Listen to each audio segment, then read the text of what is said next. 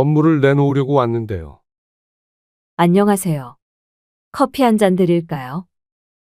괜찮습니다. 그건 그렇고 얼마나 손해볼까요? 요새 워낙 불경기에 고객님처럼 내놓으려고 하는 분들이 많아서요. 원하시던 가격에는 거래가 안 될 수도 있어요. 너무 스트레스를 받아서 그냥 최대한 빨리 팔게만 해주세요. 서울에 사는 60세 김두영 씨는 오늘 공인중개사 사무실을 찾았습니다. 이유는 다름 아닌 몇 년 전에 샀던 상가 건물을 내놓기 위해서였습니다. 김 씨는 한숨이 이제는 습관이 되었습니다. 김 씨 같은 사람이 요새 많았는지 사무실 직원도 김 씨의 눈치를 살폈습니다. 언제쯤 팔릴까요? 요새 주택도 거래가 잘 안 되는 마당에 건물도 쉽게 팔리지는 않아요. 알겠습니다. 연락 주세요. 김 씨는 공인중개사 사무실을 나오며 고개를 푹 숙인 채 하염없이 걸었습니다. 그렇게 길을 걷던 김 씨가 고개를 들었을 때 보이는 것은 빌딩들의 임대 현수막이었습니다. 다들 김 씨와 동병상련의 처지에 놓인 건물들이었습니다. 김 씨는 잠깐 멈춰 주변을 둘러봤습니다. 김 씨 바로 옆에서 대화하는 소리가 들렸습니다. 구도심이나 재래시장들엔 가게를 여럿이 내놔도 안 나가서 가게를 못 접는 곳이 수두룩해요. 업주들 나이도 60대, 70대가 대다수이고 은행이랑 대형마트만 없어지는 게 아니라 주변의 세탁소, 사진관, 식당 등도 사라지는 중이라네요. 여기도 별반 다를 게 없어지는 거 아니야? 그래도 우리나라가 나은 편이지. 저기 중국 상하이 아파트는 10억짜리 매물이 2억에도 안 팔린다잖아요. 김 씨는 그런 말을 듣고도 별로 위로가 되지 않았습니다. 김 씨는 그렇게 다시 정처 없이 걸었습니다. 그러고는 과거를 회상했습니다. 김 씨는 몇 년 전 눈만 뜨면 꼬마 빌딩이나 상가 건물들을 알아봤습니다. 그때는 금리가 지금처럼 높지 않았고 다들 건물주가 되고 싶어서 안달이었던 때였습니다. 김 씨도 지인들과 자연스럽게 그에 대한 얘기를 나누다 보니 관심이 갔습니다. 김 씨는 좋은 입지에 있는 건물을 운 좋게 얻었지만 그때는 몰랐습니다. 이 선택이 김 씨의 노후를 엉망으로 만들어버리는 선택이었다는 것을 말이죠. 김 씨는 어릴 때부터 공부를 잘했습니다. 김 씨는 서울에 있는 상위권 대학을 졸업 후 곧장 대기업에 취직을 했습니다. 김 씨가 대기업에 취직을 하자 많은 선자리가 들어왔고 김 씨는 그렇게 결혼까지 해서 3명의 자녀를 낳았습니다. 남들은 그런 김 씨의 삶을 부러워하긴 했지만 김 씨는 직장 생활이 맞는 사람은 아니었습니다. 비슷한 업무의 반복과 인간관계에서 오는 스트레스, 끊임없는 경쟁 등으로 김 씨는 40이 넘어가면서부터 탈모가 왔습니다. 거기다 야근이 잦아 운동할 시간도 부족해 김 씨는 한순간에 늙어버렸습니다. 어느 날 김 씨는 거울 앞에 서 있는 자신의 모습이 참 보기 싫게 느껴졌습니다. 김 씨는 그렇게 점점 자존감도 떨어져 가고 있었습니다. 하지만 3명의 자녀들을 키우고 외벌이를 하느라 일을 그만둘 수는 없는 노릇이었습니다. 김 씨는 그렇게 중반의 나이까지 열심히 일을 다녔습니다. 어느덧 회사를 다닌 지 25년이 넘은 김 씨는 이제는 버틸 수 없을 것만 같았습니다. 다행히도 김 씨는 연봉을 많이 받았고 아내가 절약하는 습관이 있어서 꽤 많은 돈을 모을 수 있었습니다. 김 씨는 아이들이 자고 있을 때 조용히 아내와 맥주 한 잔을 마시며 얘기를 꺼냈습니다. 우리 건물 하나 사서 노후는 좀 편하게 지내볼까? 당신 회사 그만두게요? 이제 더는 못 버틸 것 같아. 좀 쉬고 싶어. 김 씨의 아내도 처음으로 그런 말을 꺼낸 김 씨에게 쉽게 얘기를 꺼내지 못했습니다. 건물주 소리 듣고 살면 좋잖아. 김 씨의 아내도 건물주라는 말이 괜히 설레게 느껴졌지만 왠지 모르게 조금 걱정이 됐습니다. 그 부분은 천천히 얘기 나눠봐요. 천천히 말해볼 것도 없어. 저기 강남 있지? 거기는 없어서 못 파는 곳이야. 다른 곳은 몰라도 강남은 망할 일 없잖아. 그거 사게 되면 대출 받아서 사시게요. 그래야지. 김 씨는 직업이 좋아서 대출을 받을 걱정은 없었습니다. 이때 당시만 해도 대출 이자가 그렇게 높지는 않았습니다. 만약에 이자가 늘어나면 어떡해요? 앞으로 어떻게 될지 모르는 거 아니에요? 이자가 왜 높아져? 그런 것까지 하나하나 다 따지면 아무것도 못해.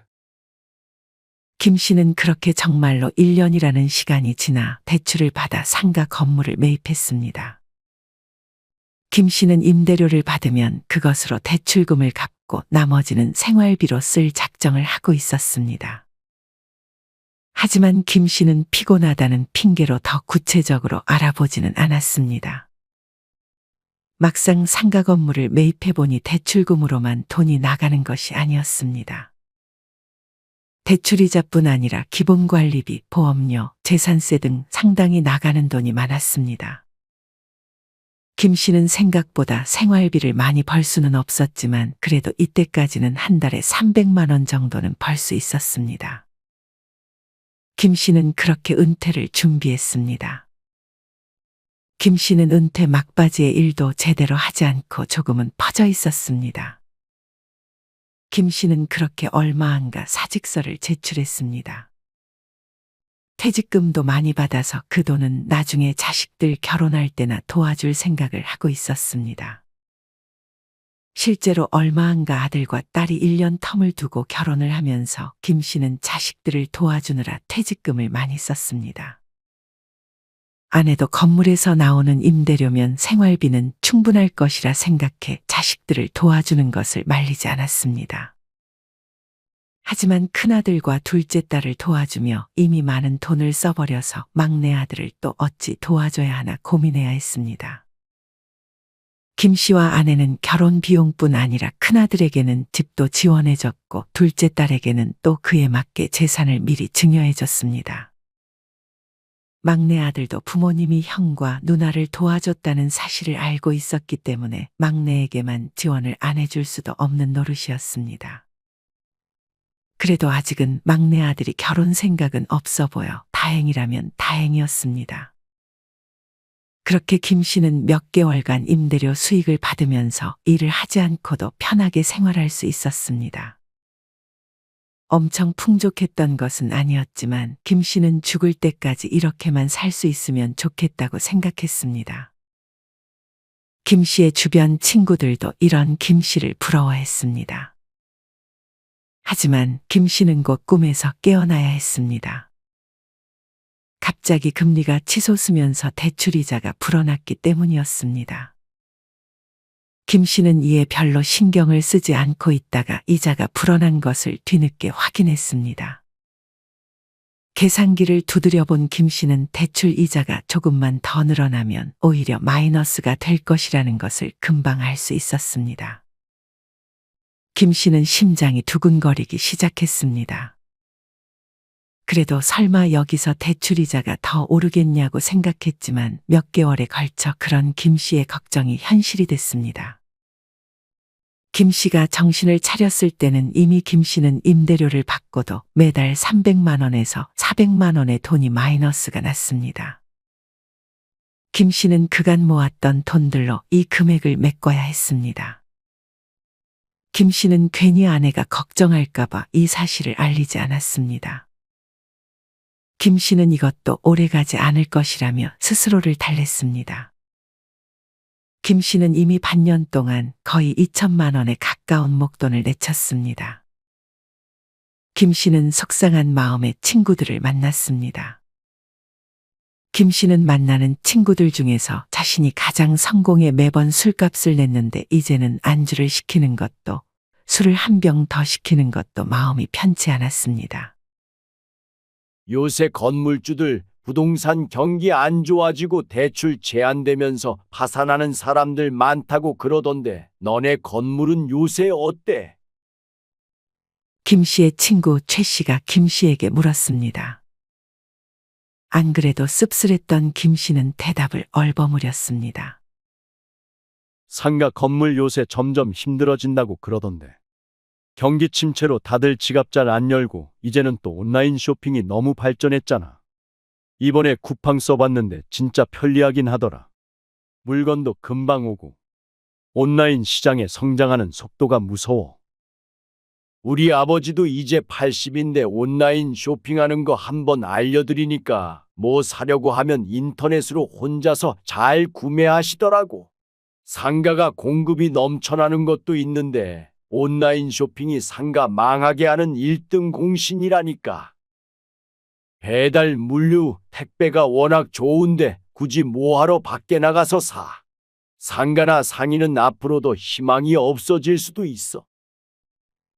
김 씨는 그런 친구들의 대화를 듣고 자기도 모르게 한숨이 나왔습니다. 몇 년 전에 꼬마 빌딩이나 상가 투자 열풍 불었을 때 투자한 사람들 지금쯤 꽤나 골머리 앓을 거다. 김 씨의 친구는 김 씨를 약 올리려는 건지 자꾸만 부정적인 얘기를 꺼냈습니다. 너는 대출 많이 받아서 샀냐? 대출 많은 건물주는 이제 간물주가 아니야. 요즘 집 가진 거지들도 수두룩한데. 김 씨는 아무 말 없이 소주를 한 잔 마셨습니다. 꼬치 하나 시켜도 되냐? 김 씨의 친구는 익숙한 듯 김 씨가 계산할 것이라 생각하고 김 씨에게 허락을 받고 안주를 시키려는 듯 했습니다. 밥 안 먹고 왔어? 그냥 있는 안주 먹어. 김 씨는 자기도 모르게 예민하게 반응했습니다. 그때 김 씨의 또 다른 친구 장 씨가 도착했습니다. 장 씨는 도착하자마자 당당하게 꼬치 모듬 세트를 하나 시켰습니다. 김 씨의 친구 장 씨는 중소기업을 다니다가 주식으로 돈을 많이 번 친구였습니다. 늦어서 미안하다. 오늘은 내가 살게. 장 씨는 무슨 얘기 중이었냐며 물었습니다. 그럼 너네 건물은 어떻게 되는 거야? 김 씨는 이제 이런 질문이 지긋지긋했습니다. 우리 옆 건물 할머니 1층 6개 상가 중에서 4개나 비어 있더라고. 나머지 2개는 부동산인데 불만 켜놓고 사람은 없고 몇 년 전만 해도 월세 올린다고 난리더니 요새는 들어오기만 하면 인테리어 지원이며 월세 몇 달 지원해준다고 써놨는데도 안 들어와. 또 그 옆 건물은 상가 4개인데 3개가 비어서 그 상가 주인 아줌마 일 다니는 것 같던데. 중요한 건 월세를 내리는 건 둘째고 이제 상가 건물 보러 오지도 않는 것 같더라고. 그 아줌마도 대출 많이 받으셨나 보네. 부동산이라는 게 들어갈 때는 마음대로 들어가지만 나올 때는 마음대로 못 나오는 것 같아. 이전에 이자 올라가기 전에 팔고 나온 사람들이 진짜 운 좋은 사람들이지. 갑자기 이자가 이렇게 올라갈지 어떻게 알아? 김 씨는 안주도 먹지 않고 벌써 술을 혼자서 2병을 마셨습니다. 너 오늘 왜 이리 달려? 천천히 좀 마셔. 김 씨는 안 그래도 이번에 세입자 한 명이 건물에서 나가겠다고 해서 그 문제가 온통 머릿속을 가득 채웠습니다. 김 씨는 그래도 입지 좋은 건물을 구해 공실률은 없었지만 이제 공실이 하나 생기게 되면 임대료 수익이 줄어들어 마이너스가 더욱 불어날 것을 우려했습니다. 친구들의 말대로 아무리 강남이어도 수요가 공급을 따라가지 못하니 걱정을 멈출 수 없었습니다. 요새 50대 이상 중장년 중에 10억 원 넘게 고액 채무 파산하는 사례가 많다던데 두영이 너도 곧 그렇게 되는 거 아니야? 뭐? 재수없는 소리 할 거면 나간다. 김 씨는 더 이상 그 자리에 있기가 힘들어 소주잔에 있던 소주를 마저 비우고 자리를 떴습니다. 김 씨는 뒤에서 말리는 친구들의 손을 뿌리치고 집으로 향했습니다. 술값은 내고 가야지. 됐어. 오늘은 내가 산다니까. 김 씨는 못하러 저런 친구들이랑 몇십 년 동안 관계를 이어왔나 싶었습니다. 김 씨는 그렇게 술에 취해 집으로 들어갔습니다. 김 씨의 아내는 직감적으로 김 씨의 건물에 문제가 생겼음을 알았습니다. 김 씨는 씻지도 않고 자려고 안방으로 향했지만 김 씨의 아내가 그런 김 씨와 얘기 좀 하자고 했습니다. 김 씨는 피곤하다며 내일 얘기하자고 했지만 김 씨의 아내는 꼭 지금 얘기해야 한다며 단호하게 말했습니다. 당신 건물 지금 마이너스예요? 김 씨는 그런 아내의 질문에 아무런 말도 하지 못했습니다. 당신이 신경 쓸 문제 아니야. 내가 알아서 다 해결할 테니까 그런 줄 알아. 만약 해결 안 되면 어쩔 건데요? 나도 노력하고 있다고. 조금만 기다려줘. 정확히 어떤 상황인지 말을 좀 해봐요. 김 씨는 정수기로가 찬물을 한 잔 벌컥벌컥 마셨습니다. 김 씨는 술이 좀 깼는지 아내에게 솔직하게 지금의 상황을 모두 말해줬습니다. 김 씨의 아내는 그런 김 씨를 달래주기는커녕 제정신이냐며 김 씨를 쏘아붙였습니다. 그리고는 당장 그 건물을 처분하라고 했습니다. 그 건물 지금 팔면 손해가 막심해. 지금까지 내친 세금에 중개수수료까지 다 합치면 몇 억은 그냥 날리는 거라고. 그렇다고 그 건물 가격이 오를 것 같아요? 매달 그 돈을 어떻게 메꿔요? 마이너스가 언제까지 지속될 줄 알고. 당신은 왜 그리 부정적이야? 이 문제는 내가 알아서 할 테니까 그렇게 알고 있어. 알겠어요. 저는 걱정되니까 그러죠. 그리고 창현이 곧 결혼한대요. 결혼? 갑자기? 저도 여자친구 만날 생각은 없는 줄 알았는데 저희 몰래 만나고 있었나 봐요. 벌써 5년 됐대요. 근데 왜? 무슨 문제 있어? 여자 쪽에서 저희가 집을 해주기를 바라나 봐요. 창현이가 당신이 건물주라고 여자친구한테 말한 것 같아요. 김 씨는 건물만 해도 머리가 아팠는데 이제 막내의 결혼 준비까지 도와주려니 정말 막막했습니다. 아버지, 저 형이랑 비슷한 집 해줄 수 있어요? 그래야 마음 편히 결혼 준비할 수 있을 것 같은데. 평소 잘 찾아오지 않던 막내 아들이 정말 오랜만에 김 씨의 집에 찾아왔습니다. 김 씨는 조심스레 아들에게 전세로 시작하는 게 어떻겠냐고 제안했습니다. 그런 게 어딨어요? 형한테는 그렇게 좋은 집 해주시고 누나한테도 그 정도 재산 증여해 주셨잖아요. 저한테 주는 돈은 아까우신 거예요? 그런 게 아니라 요새 우리 사정이 좋지 않아. 그럼 여자친구랑 그쪽 부모님께는 뭐라고 말씀드려요? 이미 자신있게 집은 해갈 거라고 말씀드렸는데 엄마도 집 해주신다고 걱정 말라고 저한테 매번 말씀하셨잖아요. 김 씨의 아내는 옆에서 곤란한 표정을 짓고 있었습니다. 만약 막내 아들에게 집까지 해주면 김 씨와 아내는 이제 정말 노후를 걱정해야 하는 처지에 놓이게 되는 것이었습니다.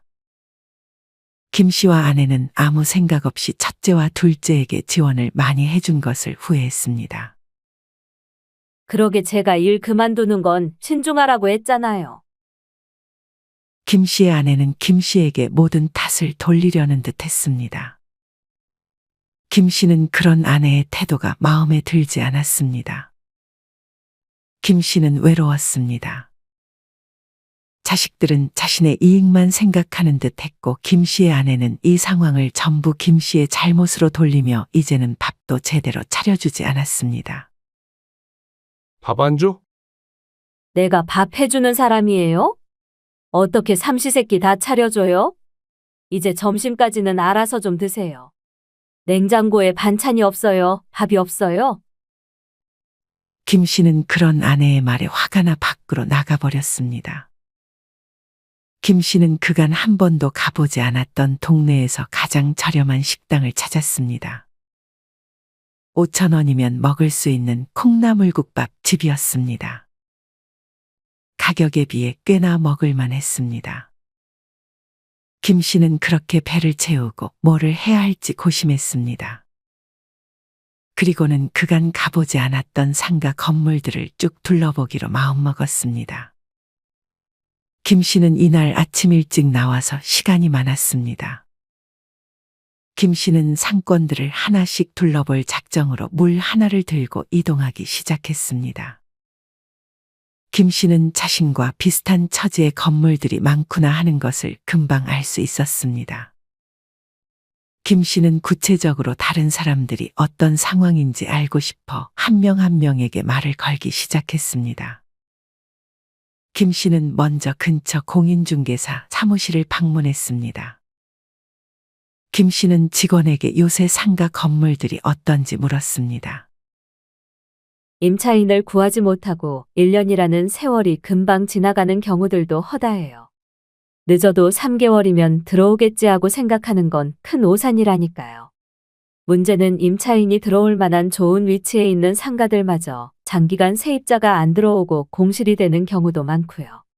수요가 없으니 저희도 장사가 안 돼요. 우리가 믿었던 상권들 있죠. 거기도 영원할 거라고 생각하면 안 돼요. 계속 바뀌고 바뀐다고 생각해야지. 여기 주변 건물주들을 만나볼 수 있을까요? 그것까지는 저희가 해드릴 수가 없고 저기 옆에 건물 지하에 가보세요. 방금 그 건물 주인이 저희 사무실 왔다가 그쪽으로 가던데. 만나서 얘기 나눠볼 수는 있을 거예요. 김 씨는 그런 직원의 말에 바로 옆 건물 지하로 내려갔습니다. 김 씨는 그곳에서 서성이는 김 씨와 비슷한 또래처럼 보이는 사람에게 말을 걸었습니다. 김 씨는 그 사람에게 현재의 상황을 조심스럽게 물었습니다. 여기 지하에 있던 술집이 영업정지를 당해서 최근 돼서 월세를 근근히 내고 있는데 지난 폭우로 건물 수리 등 부대 비용이 많이 들어가서 골머리를 앓고 있어요. 이 건물 사서 소위 말하는 장밋빛 앞날 맘 편한 노후를 기대했는데 이래서 번 월급까지 오히려 건물 대출이자에 쓰고 있으니까 언제까지 버티어야 하나 답답해 미칠 노릇이죠.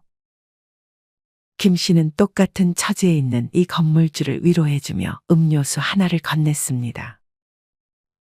김 씨도 이분과 마찬가지로 대출이자뿐 아니라 건물을 관리하고 운영하는 게 장난 아니었고 세금 관리나 법률적인 문제 또한 머리를 아프게 만들었습니다.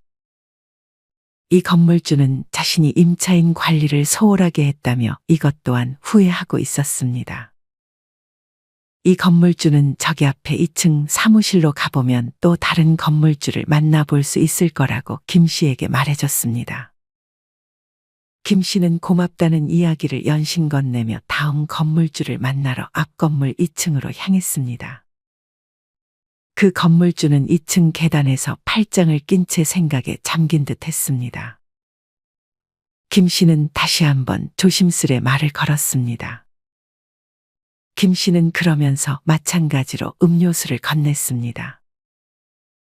김 씨가 이번에 만난 건물주는 작년 말 기업 임원으로 퇴직한 59세 남성이었습니다. 이분은 남 눈치 안 보고 가족들과 편하게 남은 생을 보내고 싶다는 생각을 가지고 있었습니다. 이를 위해 수년 전에 지인 소개로 80평짜리 상가를 매입했습니다.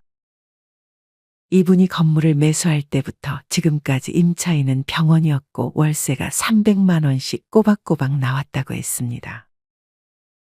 문제는 대출이자예요.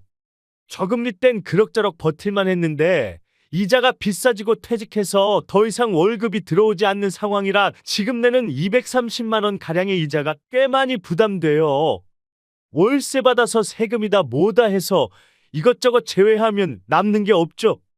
대출 상환 부담이 커졌는데 지금이라도 그냥 팔아버릴지 아니면 다른 상가를 하나 더 사서 월세 받는 수입을 늘려야 할지 고민 중이네요.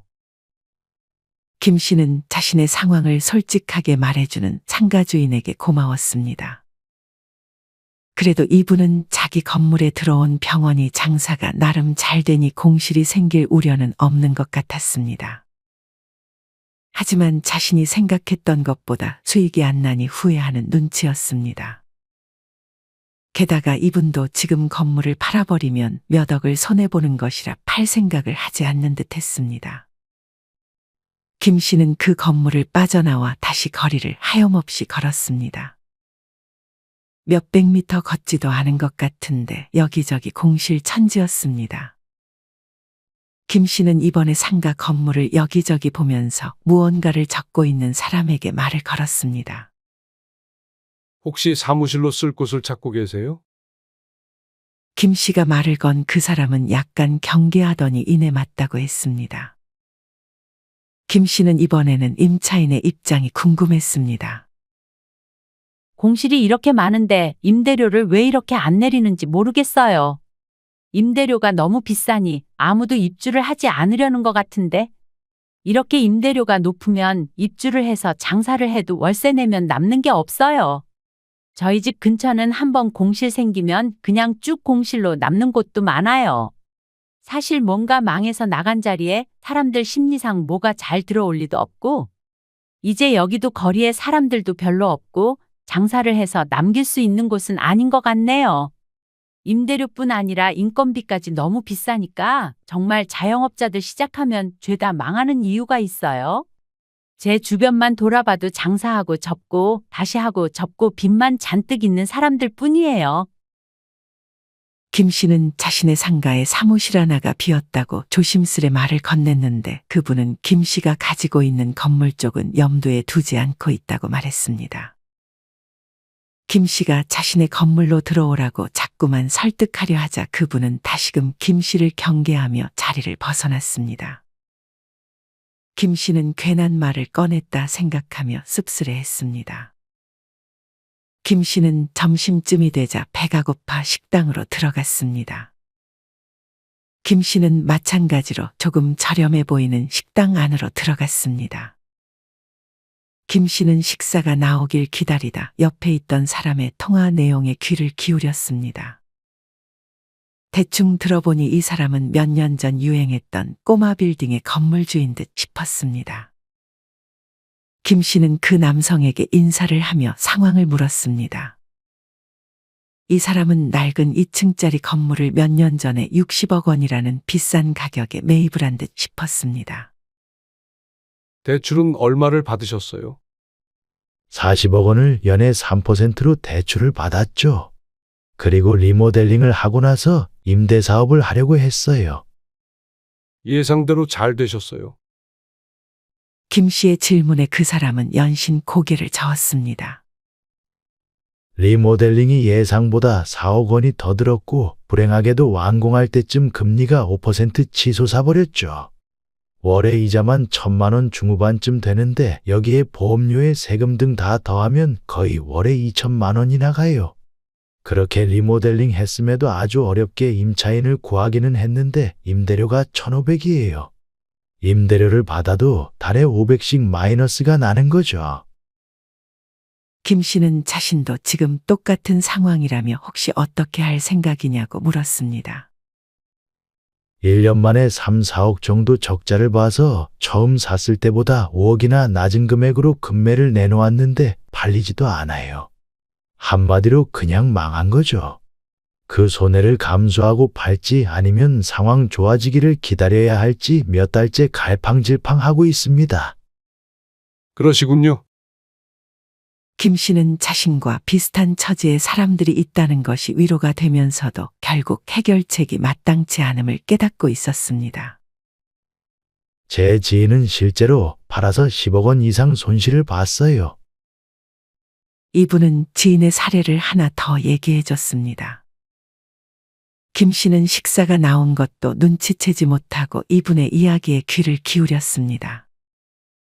이분의 지인은 다른 지역의 4층짜리 꼬마 빌딩을 80억 원에 매입했다고 했습니다. 여기서 절반인 40억 원을 대출받아서 연에 2.5%의 이자를 내고 있었다고 했습니다. 월 임대료 수입 2천만 원으로 대출이자를 내고도 여유가 있어 자신이 바라던 삶을 살고 있었습니다. 하지만 이후에 금리가 급상승하면서 대출이자가 5%대로 올라버렸고 월에 나가는 돈이 무려 1,800만 원으로 급등했다고 했습니다. 불행은 여기서 끝이 아니었습니다. 불경기가 이어지자 사무실 하나가 공실이 되면서 임대 수입이 1,500만 원으로 줄었다고 했습니다. 결국 이분의 지인은 매달 300만 원 적자에 이것저것 세금, 보험료가 더해지면서 적자폭이 커지자 결국 급히 건물을 팔았습니다. 하지만 팔 때 당시 시세가 무려 10억 원이 떨어지면서 10억 원 그대로 손실을 받고 그간 냈던 모든 비용을 합치면 10억 원 이상의 손실을 맛봐야 했습니다. 그렇게 꿈꾸던 노후 준비가 잘못된 투자로 물거품이 되어버린 거지. 그 나이 먹고 어떻게 또 10억 원을 벌어. 이제는 그냥 가진 거에 만족하면서 살아야지. 옆 테이블에서 밥을 먹고 있던 남성은 동생 같아 보였던 김 씨에게 점점 말을 놓으며 편하게 말했습니다. 그렇게 김 씨와 대화를 나누던 남성은 이만 가보겠다며 인사를 하고 나갔고 김 씨는 그제서야 조금씩은 밥을 먹기 시작했습니다. 김 씨는 음식을 입에 넣으면서도 별로 입맛이 없었습니다. 김 씨는 그렇게 밥을 반도 먹지 못한 채 다시 하염없이 걸었습니다. 안정적인 현금 흐름에 더해 건물값이 올라 자산이 더 오르는 상황을 기대했던 김 씨는 상황을 너무 낙관했던 것을 매우 후회했습니다. 그때 김 씨에게서 친구들이 밥을 먹자고 연락이 왔습니다. 김 씨는 옛날 같았으면 절대 거절하지 않았겠지만 또 거기 가서 기분이 상할 일이 있을까 싶어 망설였습니다. 하지만 김 씨는 딱히 집에 가봤자 삼식이 취급만 당할 것이 뻔해 저녁을 먹고 들어가려고 친구들을 다시 만나기로 했습니다. 저번엔 형택이가 샀으니까 이번엔 두영이가 사는 건가? 김 씨의 친구 중에 밥 한 번을 안 사고 얻어먹기만 하는 친구가 있었는데 그 친구의 말에 김 씨는 오자마자 기분이 또 나빠지려고 했습니다. 너는 이제 밥 한 번 사라. 어떻게 밥 한 번을 안 사냐? 매번 밥을 사라고 얘기할 때마다 이 친구는 돈 잘 버는 사람이 사는 게 맞는 거라는 소리를 했습니다. 그동안은 오래 알았다는 이유만으로 연을 이어갔는데 이제는 그런 말들이 정말 듣기가 싫었습니다. 김 씨는 친구들 앞에서 자신의 상황을 솔직하게 털어놓았습니다. 하지만 김 씨의 친구들은 김 씨를 빼놓고 최근에 골프를 치기 시작했는데 김 씨에게는 영혼 없이 잘 될 거라고 말만 하며 자기들 골프 얘기하는데 정신이 팔려 있었습니다. 김 씨는 화장실을 갔다 오겠다며 자기가 먹은 밥값만 계산하고 집으로 돌아갔습니다. 그리고 한동안 친구들의 연락에 답장을 하지 않았습니다. 김 씨가 집에 도착했을 때 아내가 거실에서 돌아다니고 있었습니다. 왜 이렇게 늦었어요? 김 씨의 아내는 꽤나 심각한 표정으로 김 씨에게 잠깐 앉아보라고 했습니다. 주변 사람들한테 들어보니까 요새 팔지 못하는 부동산이 전국에 수백만 채라던데. 진짜 괜찮은 거 맞아요? 또 무슨 뉴스를 보고 잔소리야? 상대적으로 좀 싸다는 건물들 은행빚 끌어들여 샀다가 망하는 케이스 많다고 친구가 그러던데. 김 씨는 화장실로 들어가 버렸습니다. 김 씨의 아내는 화장실까지 따라와서 막내 아들 결혼은 어떻게 할 거냐고 물었습니다. 김 씨는 이제 선택해야 했습니다. 손해를 보고 남은 돈이라도 챙겨서 막내를 도와줄지 아니면 몇 개월만 버텨볼지를 말이죠. 김 씨는 끝내 후자를 택했습니다. 도저히 몇 억을 손실을 보고 팔기는 힘들었습니다.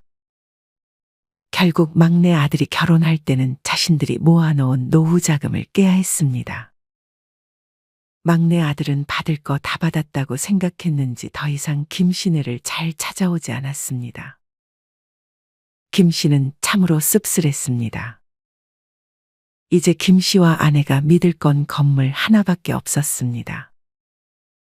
김 씨는 그렇게 버티며 그동안 번 돈 모두 이자를 갚는 데 썼습니다. 하지만 얼마 안 가 김 씨는 끝내 건물을 처분할 수밖에 없었습니다. 건물을 내놓으려고 왔는데요.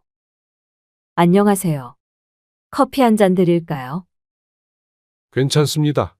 그건 그렇고 얼마나 손해볼까요? 요새 워낙 불경기에 고객님처럼 내놓으려고 하는 분들이 많아서요. 원하시던 가격에는 거래가 안 될 수도 있어요. 너무 스트레스를 받아서 그냥 최대한 빨리 팔게만 해주세요. 김 씨가 내놓은 건물은 그 와중에 또 쉽게 팔리지 않아서 마음고생을 많이 해야 했습니다. 아내는 이번 일로 김 씨에게 이혼을 요구했습니다. 김 씨도 그런 아내와 더 이상 같이 살기 싫었습니다. 김 씨는 그렇게 막대한 손해를 보았고 이후에 채무가 쌓여 결국 파산 신고를 했습니다. 김 씨는 극심한 우울증에 걸렸습니다. 그런 김 씨의 집에 친구들이 찾아왔습니다. 너 왜 연락이 안 돼? 소식 들었어. 너무 낙담하지 마. 하지만 그 어떤 말들도 김 씨에게 위로가 되지 않았습니다. 그중 친구 한 놈이 김 씨 앞에서 해서는 안 될 말을 꺼냈습니다. 요새 파산한 사람들 중에 고의적으로 파산하는 사람들 많다던데. 너도 그런 거 아니야? 재산 자식들한테 다 빼돌리고 파산 신청한 거 아니냐고. 이혼도 연금 받아먹으려고 위장이혼하는 사람들도 많다고 하던데. 이렇게 말한 친구는 밥값을 한 번도 안 내던 그 친구였습니다. 김 씨는 참지 못하고 그 친구에게 주먹을 날렸습니다. 같이 온 친구는 김 씨를 말렸고 맞은 친구는 폭행죄로 신고하겠다고 노발대발했습니다. 김 씨의 집은 순간 난장판이 따로 없었습니다. 김 씨는 그렇게 가족들도 친구들도 잃고 한동안 술에 의지하며 지냈습니다. 김 씨는 이번 일로 갑상선암 수술까지 받았습니다. 하지만 다행히도 김 씨는 여기서 삶을 포기하지 않았습니다. 물론 앞날이 막막하긴 했지만 당장 할 수 있는 일들이 있는지 찾아봤습니다. 김 씨는 일단 자신의 과거를 내려놓는 일부터 시작했습니다. 과거에서 벗어나 젊은 사람들이 안 할 만한 일을 찾으니 일을 쉽게 구할 수 있었습니다. 김 씨는 그래도 이제는 일을 할 수 있는 것에 감사하며 그저 오늘 하루를 잘 살아가고 있습니다. 여러분은 이런 김 씨의 이야기를 어떻게 들으셨나요? 잘못된 투자와 자식들에게 대한 무리한 지원으로 노후가 한순간에 꼬여버리는 일은 남의 일이 아닌 것 같습니다. 특히나 대출까지 받아가면서 하는 무리한 투자는 정말 피해야 할 투자인 것 같습니다. 빌딩 푸어라는 말이 있습니다. 건물을 가지고 있어도 매달 손해가 나서 가난하게 지내는 사람들을 의미합니다.